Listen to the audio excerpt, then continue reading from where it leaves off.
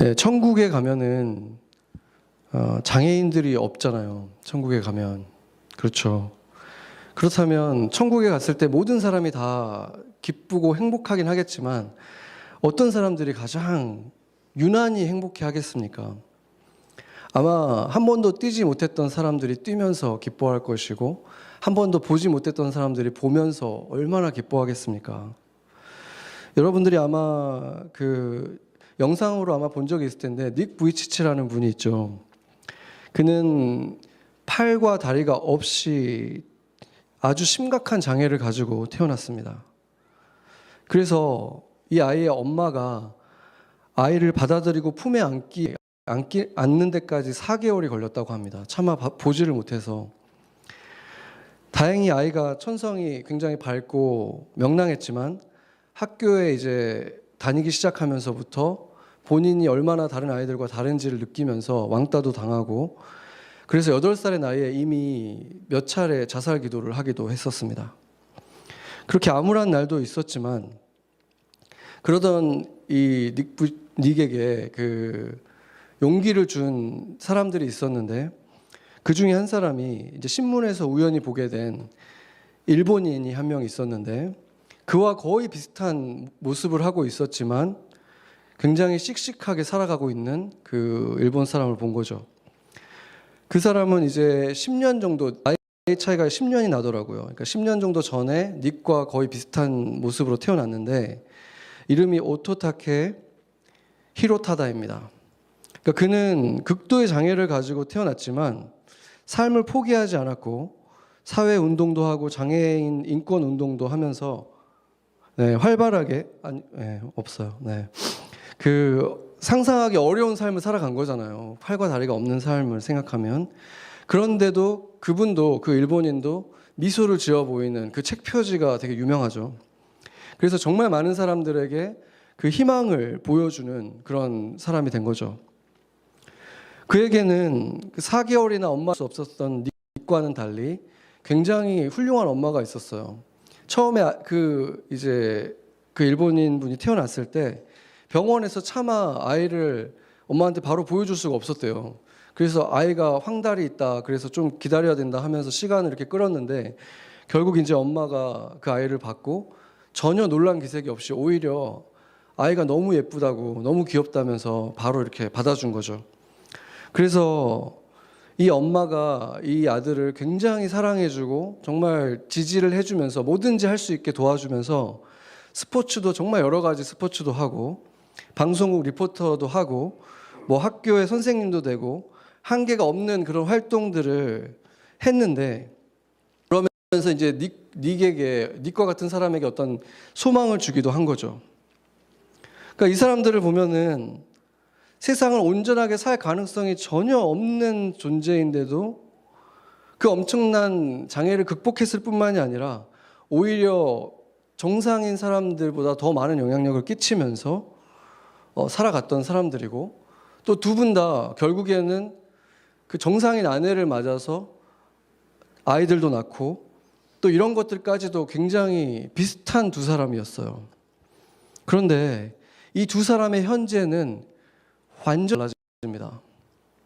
지금 그 제가 말했던 오체 불만족의 그 오토다케를 검색을 한번 해보면 바로 뜨는 기사들이 불륜 기사들이에요. 심지어 5명의 여인들과, 아내를 두고 5명의 여인들과 그동안 계속 불륜을 해왔던 것이 드러났고 그것을 본인도 결국 인정을 합니다. 반면 닉은 지금 그 아내와 함께 계속해서 복음을 전하는 사람으로, 소망을 전하는 사람으로 어느 때보다도 더 안정적인 그 활동을 계속 이어가고 있습니다. 이 두 사람은 공통점이 굉장히 많았던 사람들이에요. 극심한 장애를 가지고 태어났는데 긍정적인 사람 마음이 있었고 지지해주는 분들이 있었고 의지도 굉장히 뛰어났던 사람들입니다. 그런데 무엇이 그들을 그렇게 극단적으로 다른 길로 가게 만들었을까요? 저는 그 가장 큰 차이가 천국일 수밖에 없다고 믿습니다. 닉은 많은 인터뷰에서, 꼭 기독교 방송의 인터뷰뿐만이 아니라 그냥 그 세상의 TV 힐링 캠프 이런 데서도 나와서도 천국을 계속 언급을 하는 거예요. 자기가 그때 당시에 아직 그 예전의 인터뷰를 보면은 팔 다리가 자라나는 것이 언젠가 자고 일어났는데 있을 수도 있지 않을까 하는 기도도 많이 해봤다고 해요. 그리고 물론 자기가 결혼식에서 아내 그 신부가 될 사람의 손도 잡아줄 수 없지만 그럼에도 자기를 맞아줄 아내가 있을 수 있지 않을까 하는 그런 기도도 한다고 얘기를 합니다. 그렇지만 만약에 그 일들이 일어나지 않아도 괜찮다고 얘기를 해요. 왜냐하면 자기가 천국에 가면 누구보다도 정말 기쁜 마음으로 새로 생겨난 그 두 팔을 활짝 펴고 새로 생겨난 그 다리를 가지고 주님께 힘차게 달려갈 것이기 때문에 그가 그 말을 할 때 그 기쁨에 찬 그 목소리는 세상에 어떤 사람이 그만한 소망을 가지고 얘기할 수 있을까? 그런 마음이 들었어요. 우리도 천국 가면 갖고 싶은 거 많고 천국 가면 우리도 지금의 모습과 다른 그 얼마나 더 멋진 모습일까 이런 상상이 되긴 하지만 우리가 생각하는 그 차이와 닉과 같은 사람이 생각할 수 있는 그 차이의 크기가 너무 크잖아요. 그렇기 때문에 그 사람이 가지고 있는 천국의 소망의 크기는 우리하고 비교가 안 되는 거죠. 그렇게 그는 누구보다도 천국을 사모했기 때문에 그 소망을 가지고 있었기 때문에 그가 가지고 있는 그 불편한 것들, 그 불만족들을 이겨나갔다는 것입니다. 닉의 메시지를 보면은 굉장히 심플해요. 나를 보라는 거예요. 나는 이렇게 팔도 없고 다리도 없는데 미소 짓고 있는 내 모습을 보라는 거죠. 내가 행복할 수 있다면 당신도 행복할 수 있습니다. 그리고 나와 당신을 창조한 하나님은 실수가 없으십니다. 이 사람이 그 말을 하면 사람들이 다 치유를 받는 거예요. 정말 많은 10대들이 자신의 몸에 대해서, 자신 자체에 대해서 불만족스러워하고 정말 삶의 가치를 못 느끼던 많은 사람들이 이 사람을 만나고 치유를 경험하는 거예요. 이 사람은 이제는 도움을 받는 것보다 도움을 주는 게 훨씬 많은 사람이 되어 있는 것입니다.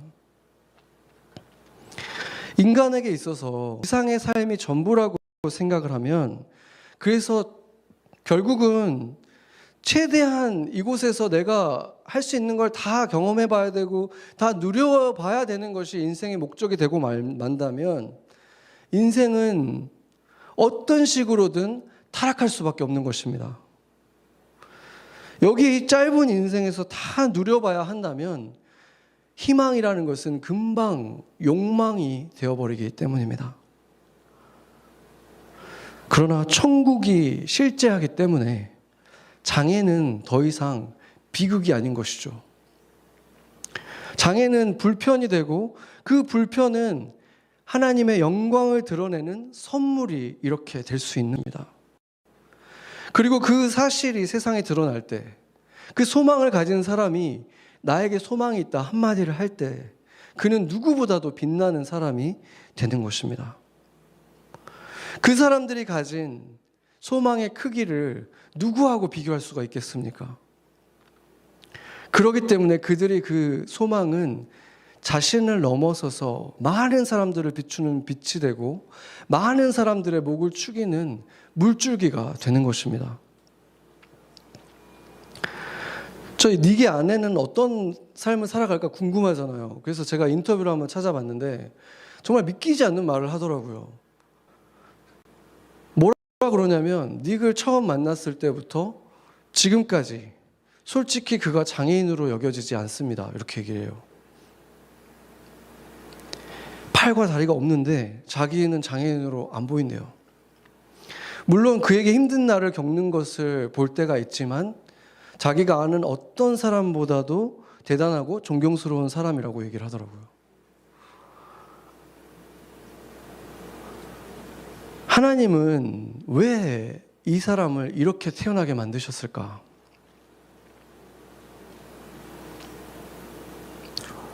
이것은 엄마가 임신했을 때 약을 잘못 먹었기 때문일까요?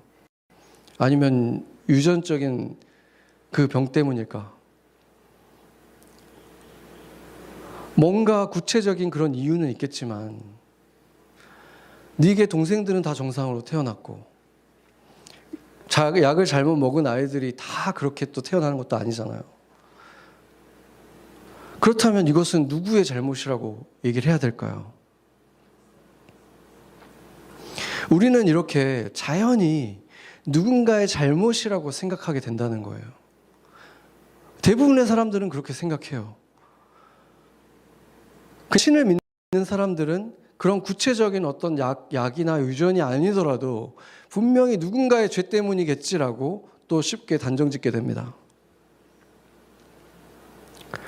성경에도 보면은 시대의 의인이었던 욥이 있잖아요. 욥기를 보면 너무 훌륭했던 한 사람이 계속해서 저주스러운 일들이 막 일어나니까 그 친구들이 대단한 친구들이에요. 이상한 친구들이 아니에요. 7일 동안 침묵하면서 그냥 울기만 했던 친구들이에요.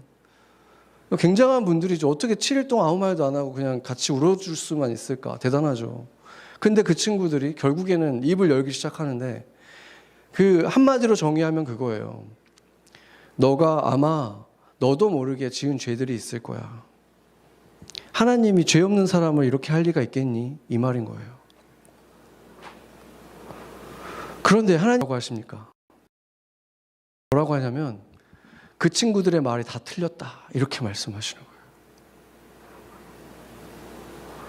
그리고 요한복음 9장을 보면은 날 때부터 보지 못했던 그 거린을 만나잖아요.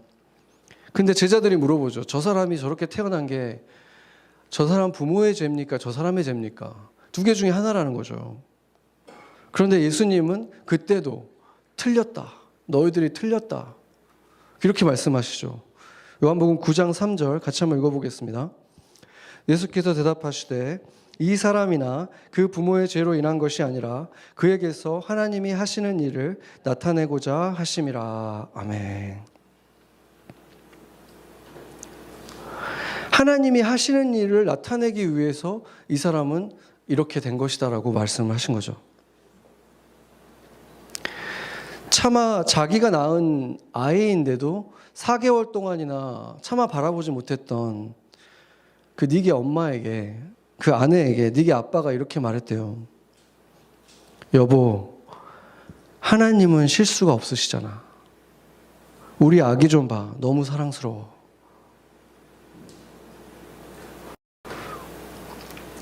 이 훌륭한 아버지죠. 근데 이 훌륭한 아버지가 지금 이 니게 모습을 상상할 수 있었을까요? 아무리 그렇게 신앙이 좋고 훌륭한 분이었지만 제가 보기에는 닉이 81년생인데 81년생의 어떤 사람보다도 정상적인 몸을 가진 어떤 사람보다도 그들이 할 수 없는 일을 이 사람은 하고 있지 않습니까? 누구와도 비할 수 없는 엄청난 선한 영향력을 지금 전 세계적으로 끼치고 있잖아요.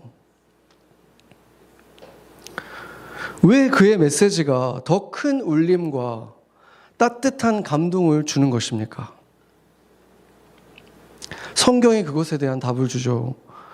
나의 약함이 하나님의 강함이 되기 때문이다. 약함 자체가 죄라고 말하는 게 아니에요. 우리가 그것을 동경해야 된다는 것도 아닙니다. 그러나 그 약함으로 인해서 강하신 하나님을 찾는다면, 간절히 그것을 구한다면, 그래서 하나님의 능력이 그에게 임한다면 세상의 어떤 강한 자보다도 강한 자가 된다는 것입니다. 오늘 본문의 이 중풍병자는 예수님이 소자야, 사실 원문으로 보면 아이야 이렇게 부르거든요. 그러니까 아마도 젊은 사람이었던 것 같아요. 중풍에 걸려서, 중풍이라는 거는 그렇게 움직일 수 없는 그런 거니까 말도 못하는 경우도 많고 그냥 꿈쩍도 못하는 상태에 놓여 있는 거예요, 젊은 사람이. 그렇기 때문에 온 가족이 얼마나 이 사람을 고치고 싶었겠습니까? 그 간절함이 보이잖아요. 지붕을 뜯어가지고 내려보낼 정도로 간절했던 거죠. 그런데 이번에는 예수님이 좀 특이한 말씀을 하셨어요. 뭐라 그러냐면 이 사람의 죄를 먼저 사해 주시는 거예요. 그런데 죄사함이라는 것을, 죄를 사함받고 싶다고 이 사람이 온 게 아니었잖아요. 그렇죠. 지금 이 사람에게 몰려든 그 수많은 사람들, 지붕까지 뜯어낸 이유는 죄사함 받기 위한 게 아니었어요. 이 사람들은 병 고침을 받고 싶었죠. 거기에 모여든 모든 사람들이 사실은 예수님의 말을 듣고 싶어서 온 게 아니라 그들이 갖고 있는 어떤 문제가 해결됐으면 좋겠어서, 대부분은 어떤 아픈 데가 있었겠죠. 이 병이 낫는 것 때문에 온 거예요. 그렇다면 병이 낫는 것과 죄가 사함 받는 것에는 어떤 연관이 있을까요? 우리가 여기서 분명히 보여주는 것, 우리가 봐야 되는 게 뭐냐면, 예수님이 먼저 죄를 사해 주셨잖아요. 그런데 이 사람은 여전히 누워 있어요. 그렇죠. 그러니까 죄를 사함 받는 것이 바로 병 나음으로 이어지지는 않는다는 것을 분명히 보여준다는 것입니다. 그리고 신약 성경에 보면은 예수님이 그 제자들은 어떻게 살아야 된다는 것을 보여주기 위해서 가장 많이 보여준 예가 누구였습니까? 사도 바울이잖아요. 사도 바울이에요. 신약 성경을 가장 많이 썼고 그의 행적들이 그대로 다 그냥 기록되어 있잖아요. 그 말은 예수님의 제자들은 이렇게 살아야 된다, 예수님이 본으로 보여준 사람이라는 거예요. 이 사람이 얼마나 많은 이적들을 일으켰습니까? 병자들을 고치고, 심지어 이 사람의 손수건만 얹어도 병이 막 낫고 이랬어요. 그런데 정작 이 사람의 병은 치유가 안 됐습니다. 이 사람의 병이 뭐였는지는 학자들마다 이견은 있지만 가장 많이, 대부분 다 생각하는 것이 간질이었어요. 그리고 안구에도 질환이 있었다고 합니다. 그러니까 삶이 굉장히 불편했던 삶인 거예요. 그러니까 갑자기 생각을 해보세요. 사역자인데 갑자기 들어 누워가지고 이 간질이 오면 누가 그 사람 말을 듣고 싶어지겠습니까? 아, 저 사람이 진짜 사역자 맞아? 성령 있는 사람 맞아? 이런 생각 들지 않겠습니까? 그러니까 이 사람은 그 아픔 자체가 병 자체로 고통스러운 것도 있지만 부끄러운 거예요. 자신이 가지고 있는 이 병이, 나의 이 문제가 해결되지 않고 있는 것이 하나님의 사람이라는, 하나님의 사역자라는 것에 너무나 엄청난 오명으로 느껴질 수밖에 없는 거잖아요. 이게 있음으로 인해서 누가 저런 사람 말을 듣고 싶을까? 저런 사람을 따르고 싶을까? 그렇잖아요. 그러니까 이 사람이 작심하고 3번을 구했다는 게 그날 3번 물어봤다는 게 아니에요. 주님께 구했다는 게 아니에요. 한 번 정말 작심하고 금식하고 구했었고, 안 되고 시간이 지났고, 또 한 번 또 그렇게 구했고, 3번이나 그렇게 간절하게 구했다는 거예요. 그런데 3번째 구했을 때 결국 주님께서 얘기를 해주셨다는 거죠. 고린도후서 12장 9절을 보겠습니다. 같이 한번 읽어보죠. 나에게 이르시기를 내 은혜가 내게 족하도다. 이는 내 능력이 약한 데서 온전하여짐이라 하신지라. 그러므로 도리어 크게 기뻐함으로 나의 여러 약한 것들에 대하여 자랑하리니 이는 그리스도의 능력이 내게 머물게 하려 함이라. 아멘. 한마디로 주님이 바울에게 지금 이렇게 말씀하시는 거예요. 바울아, 너에게는 그 병이 치료되지 않는 것이 너한테 더 유익하다. 그래서 내가 너를 치유해 주지 않는 거야. 이렇게 말씀하시는 거예요. 일부러 안 고쳐주신다는 거예요. 얼마나 충격적인 얘기입니까? 아니, 이렇게 심각한 병, 잠깐 아프고 나은 이런 감기 같은 병이 아니잖아요.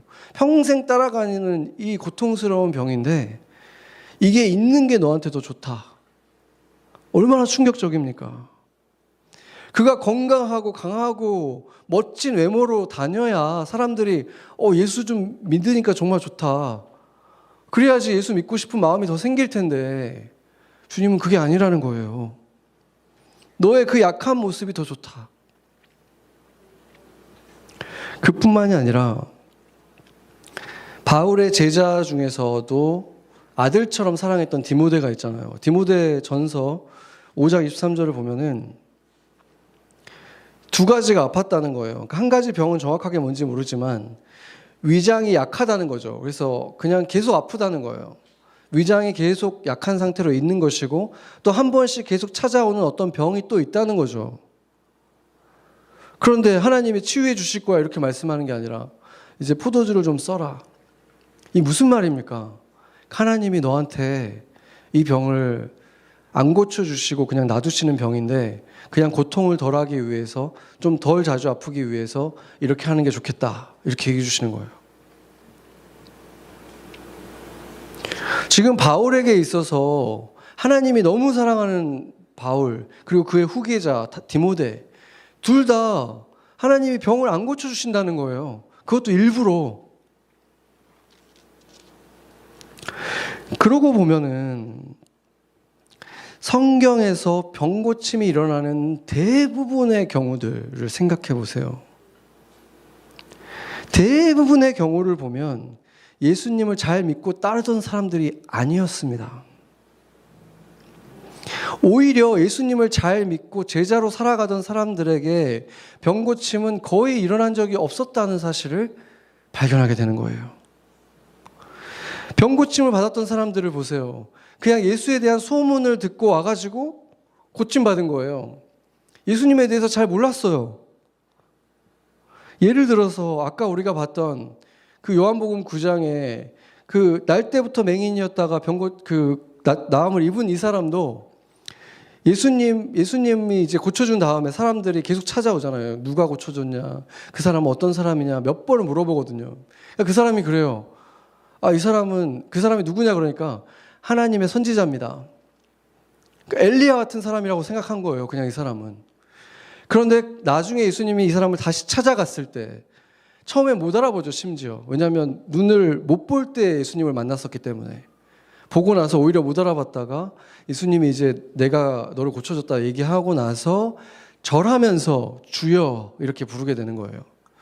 그러니까 예수님을 다시 만났을 때 그때야 예수님이 하나님이구나.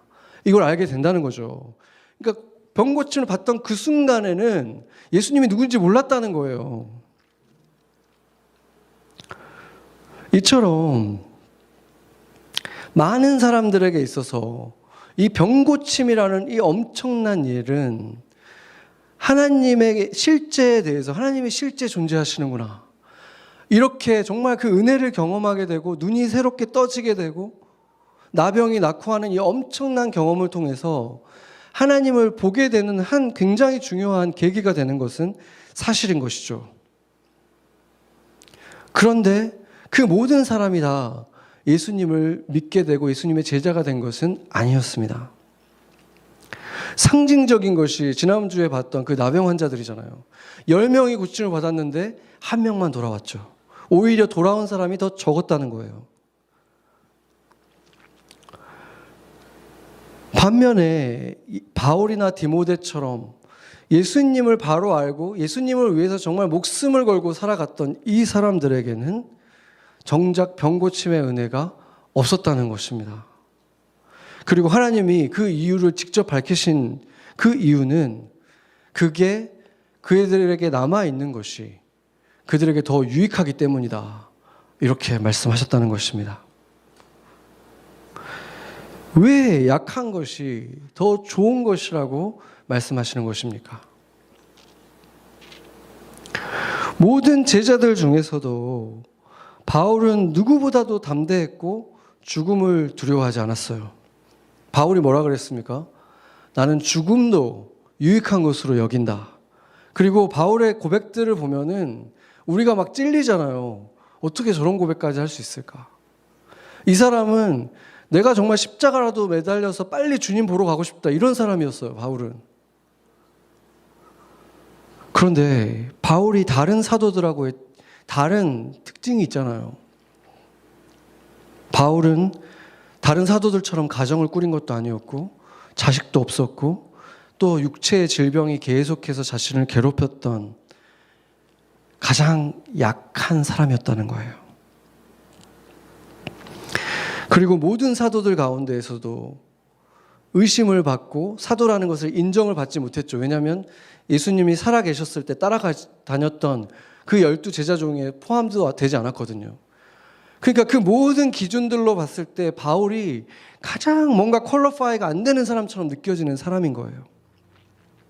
그런데 바로 그 약함이 하나님의 나라를 가장 그리워하는 사람이 되게 한 거예요. 하나님의 나라가 빨리 임했으면 좋겠다. 주님의 나라에 빨리 가고 싶다. 이게 가장 그 뜨거운 열정으로 있었던 사람이 바울이 되게 한 것이 바로 그 약함들이었다는 것입니다.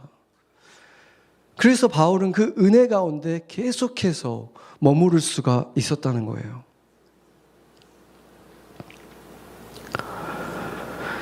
예수님은 중풍병자를 치유하시면서 내가 이렇게 엄청난 치유의 권능이 있는 것을 보여주겠다 이렇게 말씀하지 않았어요. 뭐라고 말씀하셨죠? 내가 죄를 사하는 권능이 있는 것을 보여주겠다 이렇게 말씀하셨죠. 그런데 정작 보여주신 것은 병이 낫는 것이었어요.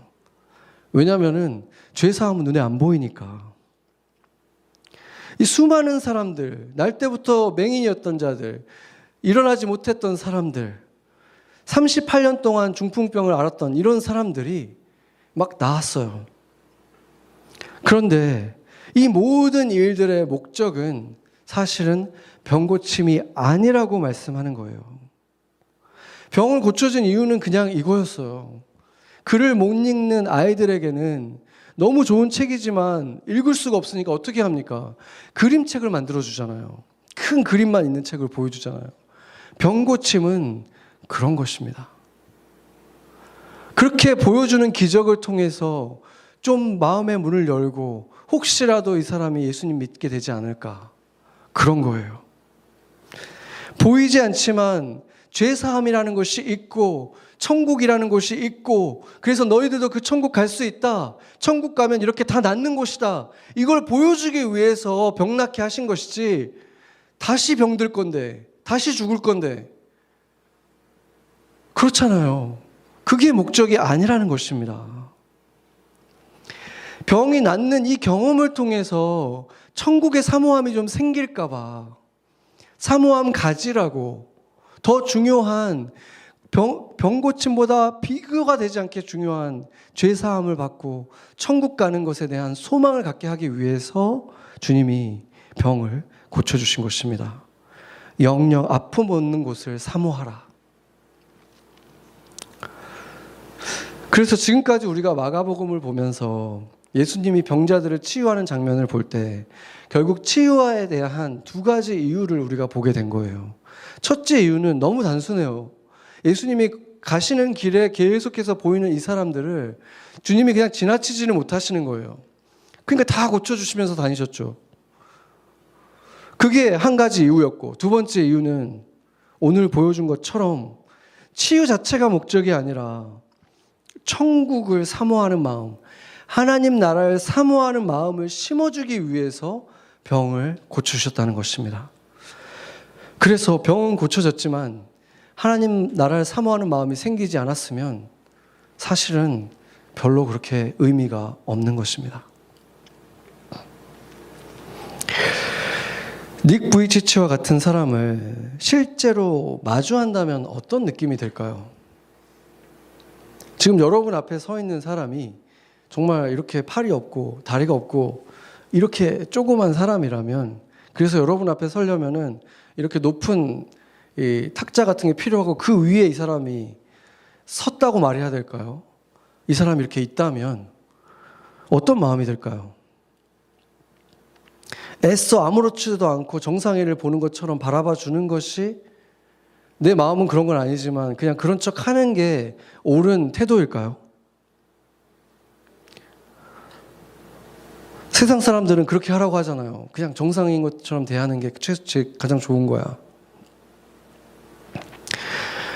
제가 만약에 그분이 지금 제 옆에 이렇게 있다면 뭔가 미안한 마음이 막 들 것 같아요. 뭔가 미안한 마음. 어쩔 수 없는 그 미안한 마음이 들 것 같아요. 왠지 모르게 세상의 죄를 다 뒤집어 쓰고 그 고통을 당한 예수님의 모습이 오버랩 될 것 같아요. 그 사람을 보면. 왜 그럴까요? 우리가 그 사람보다 덜 죄를 지은 게 아니잖아요. 그렇죠? 우리가 다 죄를 졌는데 어떤 사람은 너무 확연하게 눈에 너무 보이고 너무 삶에 실제적으로 겪을 수밖에 없는 그 대가를 치르고 있는 사람을 보니까 미안해지는 거죠. 나는 그만한 대가를 치르고 있지 않는데 이 사람은 나보다 더 죄를 진 것도 아닌 것 같은데 그런 죄를 지니까 미안해지고 뭔가 숙연해지는 거예요. 그래서 사실상 그 사람은 아무도 허그해 줄 수 없잖아요. 허그라는 건 팔로 하는 건데 팔이 없는데 어떻게 허그를 해줍니까? 그런데 그 사람을 허그해 주는 사람이 이상하게 허그를 받아요. 세상 누가 해준 허그보다 따뜻한 그 팔을 느끼고 그 사랑을 경험하는 거예요. 마치 예수님의 팔이 그들을 안아주는 것처럼 용서받는 그 이상한 기분을 느끼는 거예요.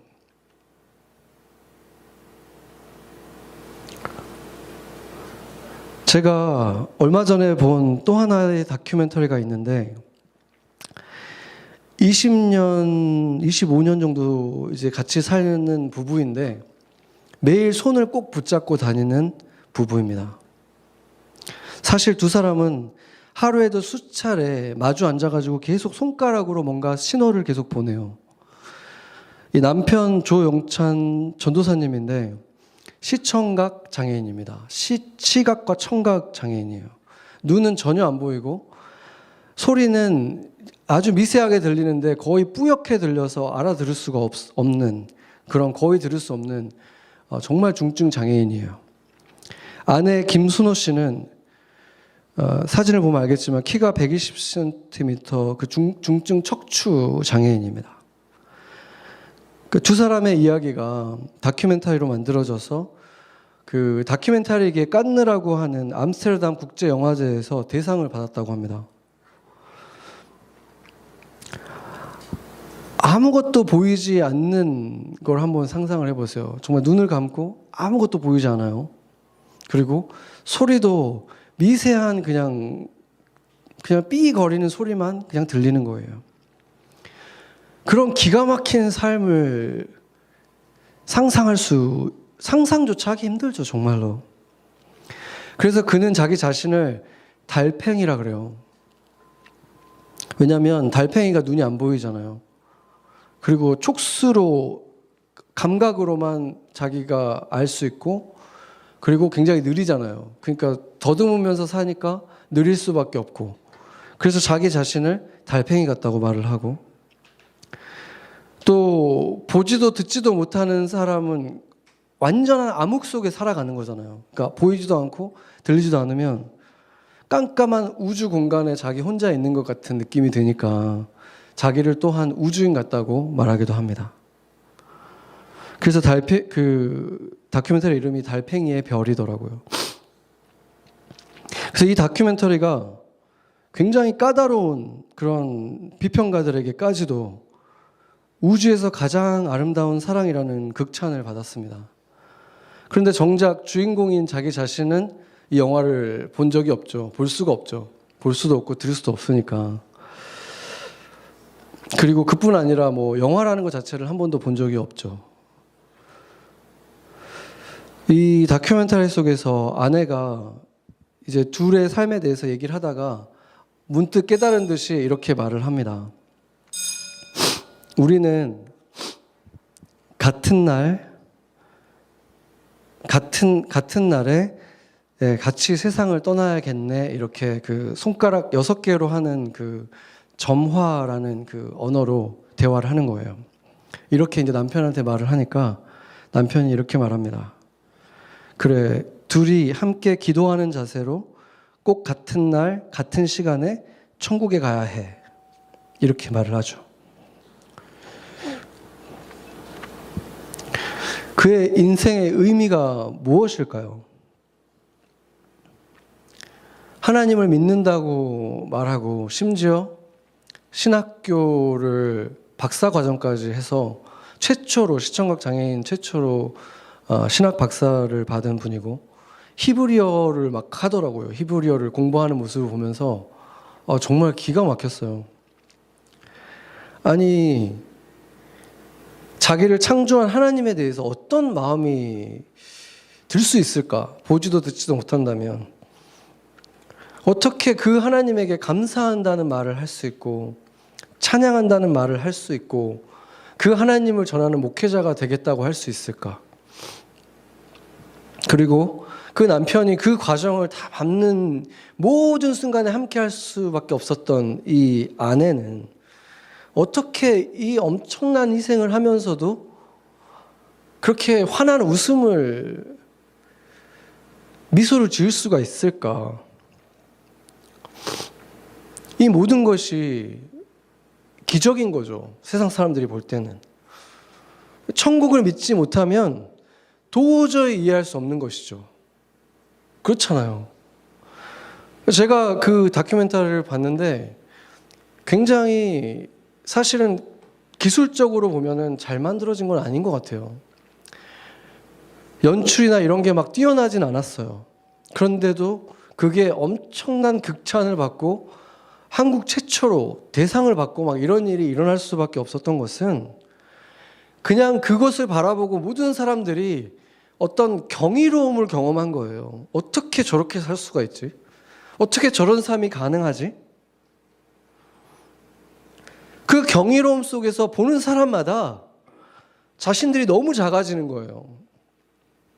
너무 부끄러워지는 거죠. 불가능한 것을 보니까 그들이 그것이 가능했던 이유는 천국을 보고 있었기 때문인 거예요. 천국의 소리를 듣고 있었기 때문인 거죠. 우리는 못 보는데, 멀쩡한 사람들은 못 듣고 있는데, 그래서 우리가 정말로 천국을 믿는다면 한번 생각해 보세요. 정말로 천국을 믿는다면 영원에 비하면 잠깐 여행지처럼 지나가는 이 지상에서 내가 조금 더 잘났고 조금 더 할 줄 아는 게 많고 이게 도대체 얼마나 큰 의미를 갖게 되는 것입니까?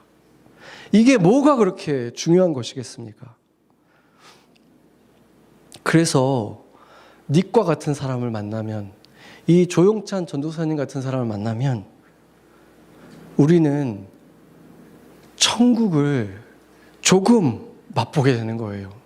이 사람들이 그걸 우리한테 보여주는 거예요. 들려주는 거예요.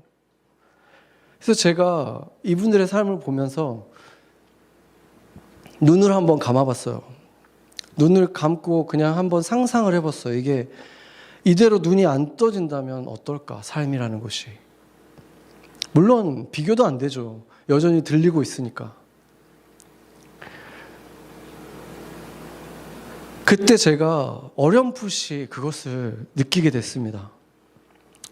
깨닫게 된 거예요. 아, 내가 미안한 이유가 있었구나. 이 사람들을 볼 수 있는 사람들을 위해서 희생하고 있구나. 다 본다고 하지만 보지 못하는 사람들을 위해서 이 사람들이 지금 못 보고 있는 거구나. 우리한테 그것을 보여주기 위해서 이분들이 희생하고 있는 거구나. 그 진리를 보게 하기 위해서 희생하고 있구나. 예수님이 그러셨잖아요. 그 맹인을 보면서 이 사람이 지금 앞을 못 보게 태어난 이유는 하나님의 일을 나타내기 위해서, 보여주기 위해서, 들려주기 위해서 그런 것이다. 하나님의 일을 나타내기 위해서 이분들이 희생하고 있는 것이구나. 걸을 수 있는 다리를 가진 사람들을 위해서, 볼 수 있는 눈을 가진 사람들을 위해서 씩씩하게 옳은 길을 걸으라고, 진실을 똑바로 보라고 말해주는 것입니다. 그러고 보면 우리가 인생에서 마주하는 그 지나가는 고통들도 그 의미는 크게 다르지가 않습니다. 내가 지금 고통의 시간을 지나가고 있다면 이제 믿음의 눈을 뜨라는 것입니다. 보지 못하는 것을 이제는 봐야 할 때가 됐다는 것입니다. 듣지 못하던 것들을 이제 들을 수 있는 때가 됐다는 것입니다. 그리고 우리의 형제나 자매가 그 고통의 시간을 지나가고 있다면 그냥 동정심을 가져야 되는 것이 아니라 우리는 도리어 그들에게 미안해하고 고마운 마음을 가져야 하는 것입니다. 그들도 역시 우리에게 무언가를 보여주고 들려주고 있는 것이기 때문입니다. 그들도 우리에게 하나님의 일을, 그 은혜를 최소한 얼마만큼은 우리에게 보여주기 위해서, 우리를 위해서 그 고통의 시간을 견뎌내고 있기 때문인 것입니다. 이제 보이지 않습니까? 그 진실이. 조용찬 전도사님이 쓴 시를 읽고 마치도록 하겠습니다. 가장 값진 것을 보기 위하여 잠시 눈을 감고 있는 거다. 가장 참된 것을 듣기 위하여 잠시 귀를 닫고 있는 거다. 가장 진실한 말을 하기 위하여 잠시 침묵 속에서 기다리고 있는 거다. 같이 기도하겠습니다.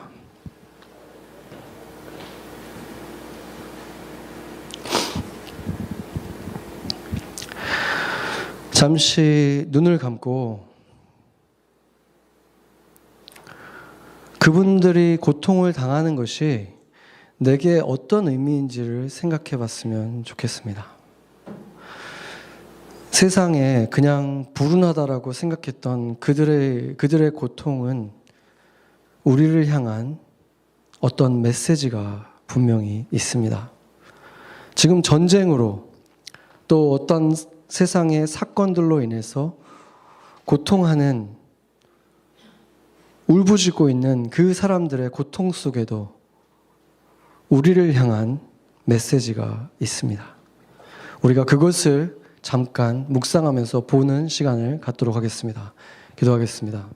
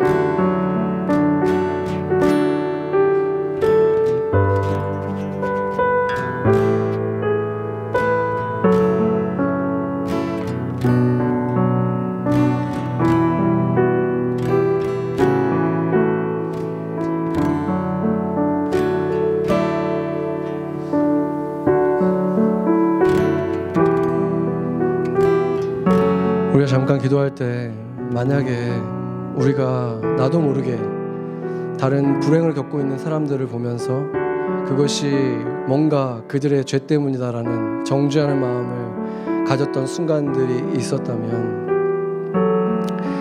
물론 세상에서 우리가 겪는 불행 가운데는 죄 때문에 일어나는 일들도 분명히 있습니다. 그러나 한 가지 확실한 것은 우리는 그것을 그렇게 판단하고 정죄할 자격이 있지는 않다는 것입니다.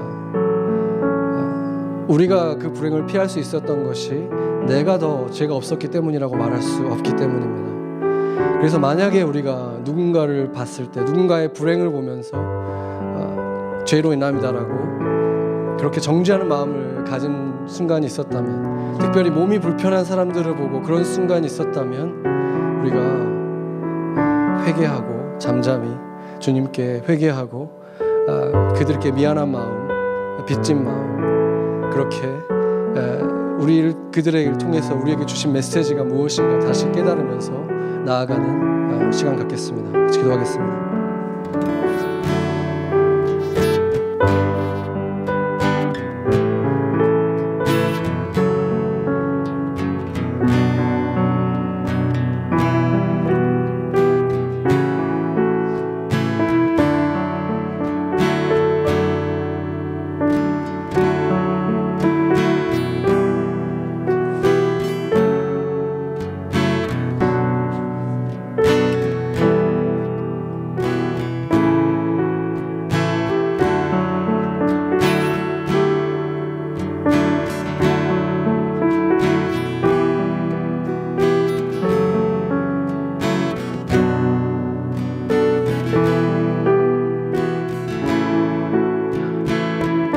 우리 삶에 우리가 겪었던 고통들이 있습니다. 아무런 의미가 없는 것 같고 내가 너무나 불행하고 불운한 사람같이 느껴졌던 그 일들이 있을 것입니다. 그리고 어쩌면 지금 진행 중인 고통, 오랫동안 기도해 왔지만 해결되지 않은 어떤 남들이 알지 못하는 나의 고통이 있을 수 있습니다. 그것을 주님께 한번 물어봤으면 좋겠습니다. 지금 이 시간 주님께 귀를 기울이며 그것은 나에게 어떤 의미입니까? 내가 주를 사랑하지 않아서입니까? 아니면 내가 주를 사랑하기에 주님이 사랑하는 바울에게 허락한 것처럼 은혜가 머물게 하시기 위한 하나님의 선물이었습니까? 우리가 그것을 물으며 주님의 음성 듣는 시간 갖도록 하겠습니다. 기도하겠습니다.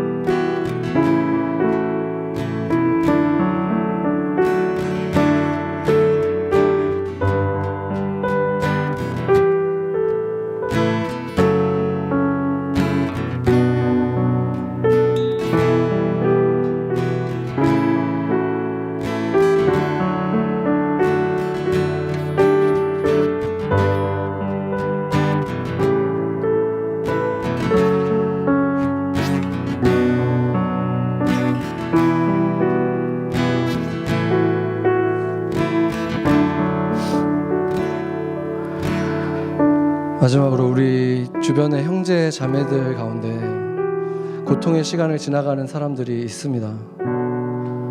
그 고통은 우리에게 무엇을 보여주고 있습니까? 만약에 그 고통을 우리가 조금이라도 같이 감당하기 위해서 기도했고 눈물로 중보해 왔다면 우리는 분명히 그 과정 속에서 천국이 무엇인지 어떤 곳인지 조금은 보게 되었을 것입니다. 천국에 대한 소망이 우리 안에서 조금은 더 자라났을 것입니다. 그렇다면 우리는 그들에게 빚을 진 것입니다.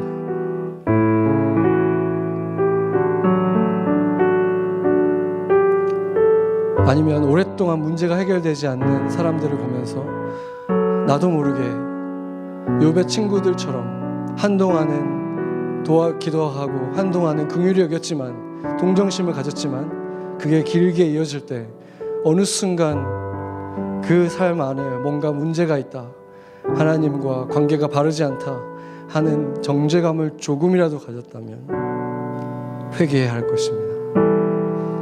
우리의 올바른 마음을 다시 회개할 것이 있다면 회개하고, 빚진 마음으로 내가 어떤 마음으로 그들을 대해야 할지, 그를 사랑해야 할지, 감사해야 할지, 미안해야 할지 찾는 시간 갖겠습니다.